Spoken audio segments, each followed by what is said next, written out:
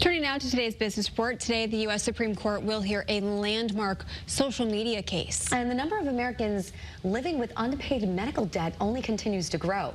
Channel 3's Jane King joins us now live the NASDAQ with these stories for us. Good morning, Jane. Good morning. So the study has found that medical debt has reached unprecedented levels in the U.S. According to recent findings from the Peterson KFF Health System Tracker, an estimated 20 million American adults owe roughly $220 billion in medical bills. Now, most adults with unpaid medical bills owe at least $1,000, and 14% owe more than $10,000.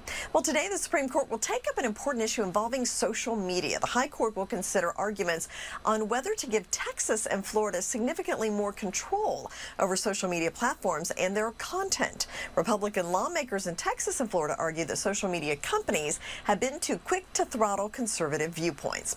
And genetically altered pigs may soon provide ham and bacon for humans. A company called Genus is using a gene editing technique called CRISPR that would make the pigs resistant to some diseases. Now, if given the green light by regulators, the pigs would enter the history books as the first ever gene-edited domestic animal for mass meat consumption.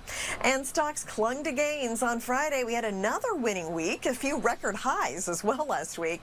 Stocks gained on excitement about AI companies. Now, this morning, we're pointing to a mixed and pretty quiet start. Live from the NASDAQ market site, I'm Jane King. Back to you.